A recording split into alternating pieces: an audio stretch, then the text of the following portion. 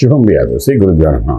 సింహరాశి వారికి జూన్ 1వ తారీఖు నుండి 15వ తారీఖు వరకు ఏ విధంగా ఉంటుంది విషయాన్ని మనం విశేషం తెలుసుకోవడం ప్రయత్నం చేద్దాం.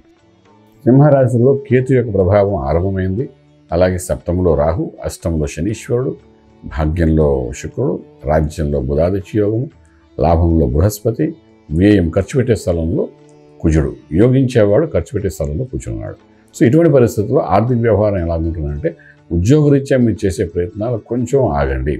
ఈ వేవరింగ్ మైండ్తోని, ఆలోచనలతోని నిర్ణయాలు తీసుకుంటారు. అంటే చంచల మనస్తత్వంతో కొంత నిర్ణయాలు తీసుకుంటారు. ఆ నిర్ణయాలు తీసుకోవడం వల్ల మీకు మేజర్ ఇష్యూస్లో మీరు పడిపోవడానికి అవకాశం ఉంటుంది. అంటే పెద్ద సమస్యలో పడే అవకాశం ఉంటుంది. ఎందుకంటే జస్ట్ ఇప్పుడే కేతు వచ్చాడు మీ రాశిలోకి, వచ్చి 15 రోజులైంది. వాడు 15 రోజులు కూడా కాలేదు. సో వాడు వస్తువు ఏం చేస్తాడంటే వేవరింగ్ మైండ్ అంటే ఒక కన్ఫ్యూషన్లో పెడతాడు మీకు. ఈ కన్ఫ్యూజన్లో వెళ్ళేసరికి ఇది కరెక్ట్ అని భావంతో తీసుకుంటాడు. కరెక్టా కాదా కన్ఫ్యూజన్లో ఉండి మీరు నిర్ణయం తీసుకుంటే మీరు ఉద్యోగరీత్యా కొత్త ప్రయత్నాలు ఏం చేస్తే అందులో మిస్ఫైర్ అయ్యే అవకాశం ఉంటుంది. అంచేత మీరు ఉద్యోగరీత్యా చేసే ప్రయత్నాలు మీ నిర్ణయానికి బలం ఇవ్వకుండా మీ సోదరులు కానీ మీ సీనియర్స్ కానీ ఎవరైనా ఉంటే వాళ్ళతో కన్సల్ట్ చేసి ఈ నిర్ణయం కరెక్టా కాదా అని ఒక సెకండ్ ఒపీనియన్, థర్డ్ ఒపీనియన్ తీసుకున్న తర్వాత ముందుకెళ్ళడం ప్రయత్నం చేయండి. అలాగే వ్యాపారంలో కూడా నడుస్తున్న వ్యాపారంలో ఏదో చిన్న డిఫరెన్స్ వచ్చింది కదా అని వేరే వ్యాపారం మొదలు పెట్టడానికి ప్రయత్నం చేయకండి. దాని బ్రాంచ్ ఓపెన్ చేయడానికి కూడా ప్రయత్నం చేయకండి. ఎందుకంటే ఈ కేతు అన్నవాడు ఏం చేస్తాడంటే కొంత కన్ఫ్యూషన్లో పెట్టి మీకు నష్టాన్ని చేయడం ప్రయత్నం చేస్తారు. నష్టం కేతువు చేస్తున్నాడా, కుజుడు చేస్తున్నాడా, అష్టంలో శని చేస్తున్నాడా మనకు తెలియదు. ఎందుకంటే ఈయన ఎప్పుడైనా నష్టం చేయడానికి ఈ 3 కారకత్వాలు అక్కడ రెడీగా ఉన్నాయి. వేరున్న కుజుడు కూడా రెడీగా ఉన్నాడు. అగ్నితత్వం గల కుజుడు ఏదో రకంగా నష్టం చేయాలని చూస్తాడు, ఖర్చు పెట్టించాలని చూస్తాడు. సో ఇవన్నీ ఉన్నాయి కాబట్టి కొంచెం జాగ్రత్తగా వ్యాపార రీత్యా కూడా పెద్ద నిర్ణయాలు ఏం తీసుకోకండి. చిన్న చిన్న జరుగుతున్నాయి కానీ పెద్ద నిర్ణయాలు తీసుకోకుండా నష్టపోయే అవకాశం ఉంటుంది. అలాగే మన ఇక్కడ విదేశాలకు వెళ్ళి చదువుకోవాలనుకున్న విద్యార్థులు ఇది సరైన సమయం కాదు నిర్ణయం తీసుకోవడానికి. అలాగే విదేశాల్లో ఉన్న విద్యార్థులు ఎవరైతే ఉన్నారో ఉద్యోగరీత్యా చేసే ప్రయత్నాలు కూడా పెద్ద చెప్పుకోదగ్గ మార్పులు అయితే కనబడవు.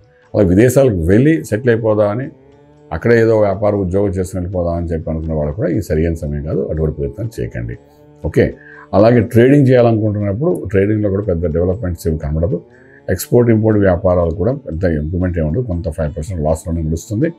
అలాగే మనం చేసేటప్పుడు ట్రేడింగ్లో కూడాను భూమికి సంబంధించిన అగ్రికల్చర్, ఆర్గానిక్ ఇండస్ట్రీకి సంబంధించిన వాటి ట్రేడింగ్ చేయడం ప్రయత్నించండి, కొంచెం కూడా లఘుగా.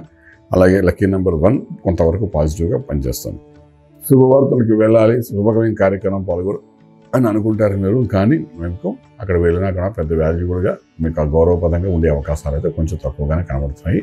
అలాగే ఏదైనా కొత్త వస్తువు కొనాలి అనుకుంటే భూమి కానీ అలాగే పొలం కానీ ఇలాంటి కొనాలనుకున్నా, లేకపోతే కొత్తగా పొలంలో ఇంకేదైనా పంట పండించాలనుకున్నా కూడా కొంచెం నిర్ణయం అనేది ఒకరిద్దరితో కన్సల్ట్ చేసి చేయండి. పూర్తిగా మీకు నష్టపోకుండా ఉండడానికి అవకాశం ఉంటుంది. ఎందుకంటే కేతు వచ్చిన తర్వాత కనీసం 3 నుండి 4 నెలల వరకు మీకు కన్ఫ్యూజన్లో పెడతాడు. జస్ట్ వచ్చి 10 రోజులు అయింది కాబట్టి కొంచెం జాగ్రత్త తీసుకుంటే బాగుంటుంది.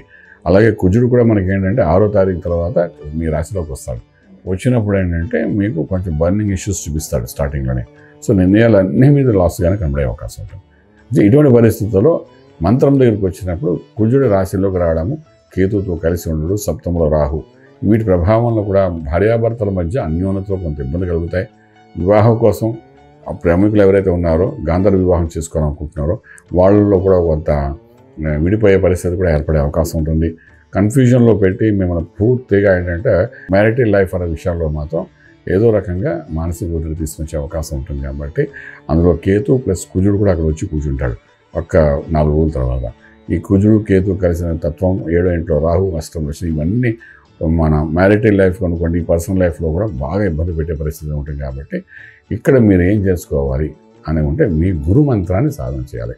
ఎవరిని మీరు గురువుగా భావిస్తున్నారో, ఏ దేవతను అనుకుంటున్నారో, గణపతి అంటే గణపతి, వెంకటేశ్వర స్వామి అంటే వెంకటేశ్వర స్వామి, ఆంజనేయ స్వామి అంటే ఆంజనేయ స్వామి, సూర్యనారాయణమూర్తి, ఇలా ఎవరు మీరు నిత్యం గురువుగా భావిస్తున్నారో ఆ గురువు యొక్క మంత్రాన్నే సాధన చేయాలి.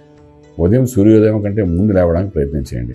ఈ 2 రెమెడీస్ చేయడం ప్రయత్నించాలి. తర్వాత 3వ రెమెడీ అంటే మీకు దగ్గరలో గోశాల ఉంటే గోశాలలో గోవుకి ఎంతో కొంత ఆహారాన్ని ఇవ్వడానికి ప్రయత్నం చేయండి. గో ప్రదక్షిణ చేయడం ప్రయత్నించండి. ఇవన్నీ ఎందుకు చెప్తున్నానంటే 3-4 రకాలుగా మీకు లగ్నంలో కేతు ప్లస్ కుజుడు 45 రోజులు ఉంటాడు. అలాగే సప్తమంలో రాహు ఉన్నాడు, అష్టంలో శనీశ్వరుడు 2.5 సంవత్సరాలు ఉంటాడు, సప్తమంలో రాహు సంవత్సరంన్నర ఉంటాడు. వీళ్ళెవ్వరు కథలు రకం అండి. నెక్స్ట్ కమింగ్ 1 year వరకు రాహు కానీ కేతు కానీ శని కానీ మీకు కనబడు. వీళ్ళు ప్రాపర్ ప్లేస్మెంట్స్లో అయితే మీకు లేనప్పుడు ఏంటంటే ఇప్పుడు స్టార్టింగ్ స్టేజ్లో కానీ ఇటువంటి ధర్మకార్యాలు కానీ చేసుకుంటూ వెళ్ళండి. తల్లికి సేవ చేసుకోవడము, గోమాత సేవ చేసుకోవడము, ఇలాంటి కార్యక్రమాలు మనం చేసుకుంటూ ఉండడం అంటే వాటి ప్రభావం వలన ఈ రాహు, కేతు, శని యొక్క ప్రభావం మీద పూర్తిగా పడకుండా ఉంటుంది. కాబట్టి ఈ విధంగా చేసుకుంటూ వెళ్ళడం ప్రయత్నం చేయండి. అలాగే గురు మంత్ర సాధన చేసుకుంటూ వెళ్ళండి. దానివల్ల అంటే కొంత యోగము, రాజయోగము, రాజమార్గం పెరుగుతుంది చెప్పగలుగుతాం. శుభం వ్యాధ. పూర్తి వివరాలకు సంప్రదించండి శ్రీ వేదమాత గాయత్రి జ్యోతిష్యాలయం, Brahmasri మంతా Suryanarayana Sharma garu, Srinilayam, first floor, 101, Sai Vaibhav layout, Chitrapuri colony పక్కన, కాజాగూడ, హైదరాబాద్ 500008. సంప్రదించవలసిన ఫోన్ నంబర్ 8855559147, 8855559148, 9849996644.